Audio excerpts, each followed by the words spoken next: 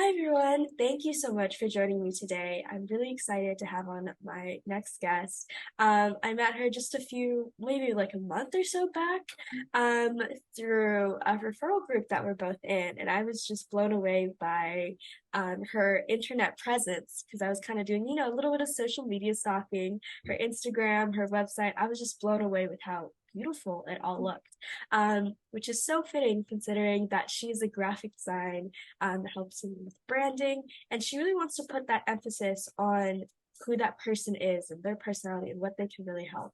And so I'm just so thrilled to have my guest today. So, Tiara, thank you so much for the time today. It's been such a pleasure. Yeah, I'm so happy to be here. So happy to be a part of this. I'm Yeah, very excited. thank you. Well, I would love to know just a little bit of backstory on kind of how you got into doing graphic design now, because I was kind of reading a little bit on your website, but I'd love for you to kind of walk me through that because you're quite young as well as me, so Mhm. I feel like we're definitely in those beginning stages. But kind of how did you fall into this?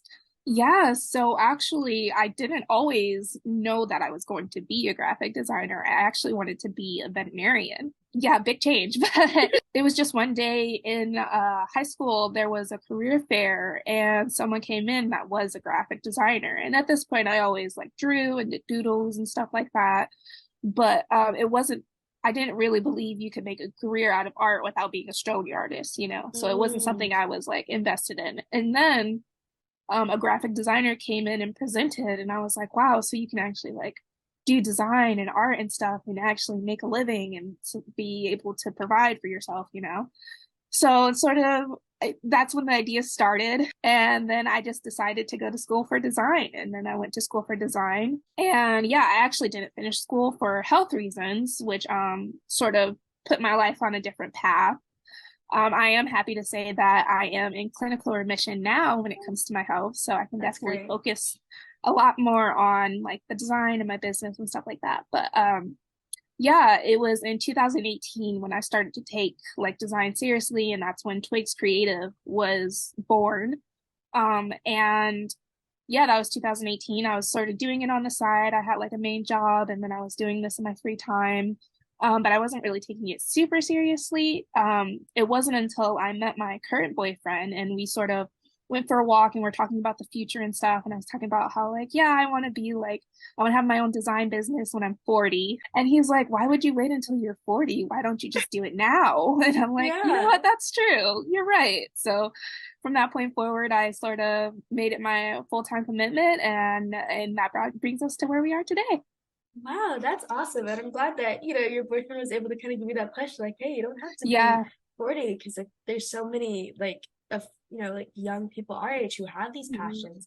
And we're like, oh no, like businesses are for like, your grandparents. It's like, no, we can do Yeah. it too. Yeah, yeah. So I'm very glad I had that conversation with him and it got me to where I am now. So yeah. That's awesome. Well, is there Mhm. anything that, you would kind of say, because you said that you're in high school and then you found Mhm. that you realized that this was something that you actually had a passion for, that you could Mhm. actually make money off of through that job there. Is there anything that you'd kind of say looking back at your younger self, being like, oh yeah, there's no reason for me to be an artist unless I want to be like a starving artist in New York City or something, versus, like now kind of looking back, or any advice that you'd have for kind of the younger generation moving forward? Yeah, definitely. I think there are two main things I would say. Mm-hmm. Um, the first one being you can do it because as a lot of artists and a lot of people in general go through, there's imposter syndrome where they're Mm-hmm. like, oh, I'm not good enough. Oh, I can't do it, that kind of thing. And I didn't even apply to art school because I just thought I'm not even good enough. I can't get into art school. Like you have to be like an artist to get into art school. And I would just tell myself like you can do it. Like take that chance. And you Mm-hmm. never know what could come of it. And I mean, of course, it would have been a totally different path if I would have done that, but I would just tell myself to be confident in who I am. And that Mm-hmm. sort of leads into the second thing that I would say would also go back to being confident in who I am and recognizing that I am a worthy individual because confidence is something I really struggled with growing up. Mm-hmm. And just telling myself like me as I am and who I am and what I'm doing, that is perfectly well enough. nobody's perfect, but I can be perfectly myself. And I think Mm. that's something that I would definitely tell myself and even tell other people that I encounter that are younger that might be struggling with confidence and self-image and things like that. So yeah. Wow, I love that. And I don't know if I really heard the way that you said that, like no one's perfect. You can always perfectly be yourself. I'm sure that's Mm-hmm. like, but like that is such a beautiful quote because it's so Mm-hmm. easy to get in your head. Like I know I have that same issue where it's like, Mm-hmm. oh, if I don't have like my sales conversation down like for pat, like word for word, like if I can't do it beat for beat, then I'm done. No one will ever do business Yeah, with me. No one will talk to me, right? And that's I love that sentiment because it's really that like your energy and like who exactly. you Mm-hmm. are and your passion that sells people more than the fancy sales closing Yeah. techniques, right? Mm-hmm. Well, So yeah, I mean, I've learned even through like with the branding and focusing on personality, like people get invested in the person. You yeah, can have the best like designs and or whatever it is you do, you could have the best, but if you're a robot, nobody's really going to be invested in working with you. It's really about what you bring to the table, your personality, who you are. So yeah.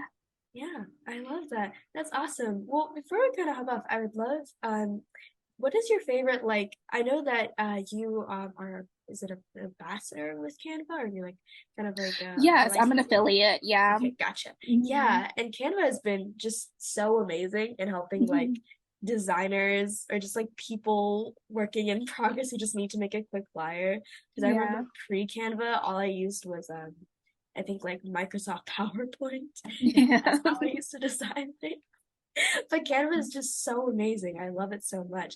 What is Yeah. your favorite like maybe like beginner hack of like the most basic thing you can tell anyone who's like gonna get off like listening to this and be like, okay, I need to make a flyer tomorrow, but like I need to try to make it good and I have like the worst designer. What is like one or two hack that you think like people might benefit from?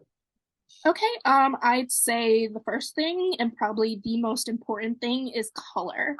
Mm-hmm. Um, a lot of people tend to use like colors they like or things like that, but really you have to think about like the balance. So that means not using a navy blue font on a black background and things like that.